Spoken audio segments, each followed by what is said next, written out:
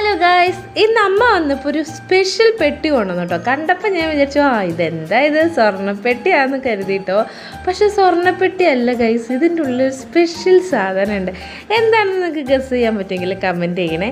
ഞങ്ങൾ കുറേ നേരം അത് ഓപ്പൺ ആക്കാനായിട്ട് ട്രൈ ചെയ്തു കേട്ടോ. നുഹമോക്ക് അത് ഓപ്പൺ ആക്കാനായിട്ട് പറ്റുന്നുണ്ടായിരുന്നില്ല.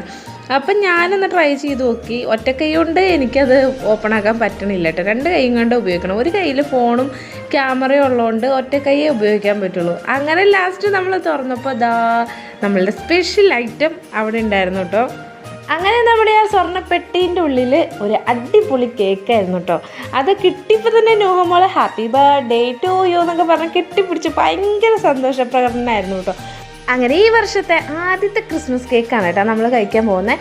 എനിക്ക് ഇങ്ങനത്തെ ഉള്ള കേക്കൊക്കെയാണ് കേട്ടോ ഇഷ്ടം. പ്ലം കേക്കിനോട് എനിക്ക് തീരെ താല്പര്യമില്ല. അതിൻ്റെ അകത്ത് കുറേ കഷ്ണങ്ങൾ ഇങ്ങനെ കടിക്കാൻ എനിക്ക് താല്പര്യമില്ല, എനിക്കിഷ്ടമല്ല കേട്ടോ. അതിന് ഭയങ്കര മധുരമാണ്.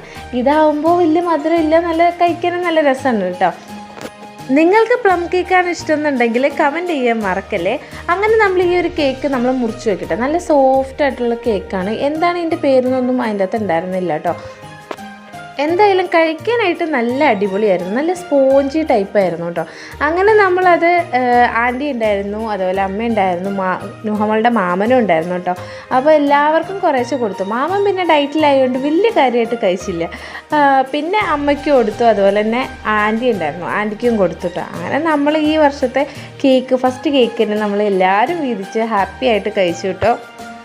അപ്പോൾ ഇങ്ങനത്തെ പെട്ടിയിലെ കേക്കൊക്കെ നിങ്ങൾ കഴിച്ചിട്ടുണ്ട് എന്നുണ്ടെങ്കിൽ കമൻറ്റ് ചെയ്യാൻ മറക്കരുത്. എന്തായാലും ഞാൻ ഫസ്റ്റ് ടൈമാണ് കേട്ടോ ഇങ്ങനത്തെ ഒരു പെട്ടിയിൽ കേക്ക് കാണുന്നത്.